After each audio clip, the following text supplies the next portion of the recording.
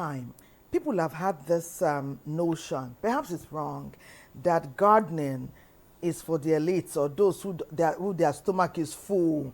They will now sit down, start buying, even buying flowers. You need to buy them sometimes to plant. And the journey, they'll say, when I'm rushing from here to here, going to work, doing my 9 to 5 and hustling, when will I have time to sit in the garden, wear gloves and all of that? Is gardening really for the elites? When we got this topic, I asked a neighbor of mine, there's some equipment you need to garden. And I mentioned one. She started laughing. Please, you people just leave me jaw with your oibo. So some people do not even know some of the equipment that we can use. Do you think we're harnessing the potentials that gardening can bring for us as we ought to? Sincerely speaking, the gardening is not for the elites. And in our time now, gardening is for everybody, both the children. Like I own a school in the East, and we're teaching the children at an early stage how to start the value and the benefits of gardening, providing food for your household, and equally getting revenue from it as well, and equally protecting the environment, because these are the areas. So for area of flowers, there are a lot of flowers that improve our mood. Like you talk about lavender, chamomile, even the snake plant that you keep in your room, and equally takes out the carbon dioxide in your room and releases oxygen and improves your relaxation when you're sleeping.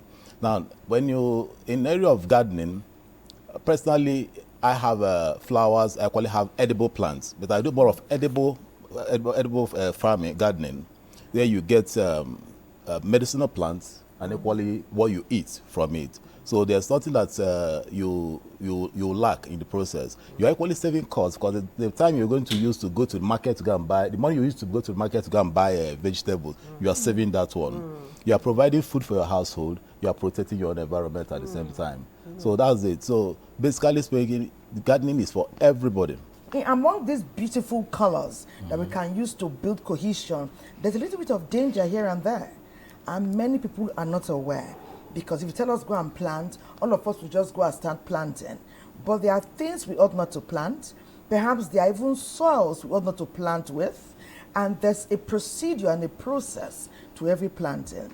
Then how do you become a visionary and a pioneer? And I'm not. Why are we calling you all those nice, interesting names when you're just planting? And Aladi here says, I too can plant. But my name is just ordinary Thelma. Okay, thank you for that question. In the area of visionary and pioneering, definitely some people would have done most of the things we've done. But personally, we do home gardening, and from the little that we were doing, we had more than we could consume at a time. And in order to equally, during the COVID-19 lockdown, in order to curb the post-harvest loss, we started dehydrating most of the products that we had. Dehydrating.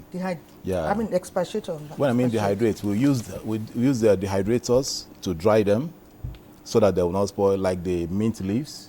We have the moringa as well. We had oregano. We had lemongrass and some other herbal plants and spices.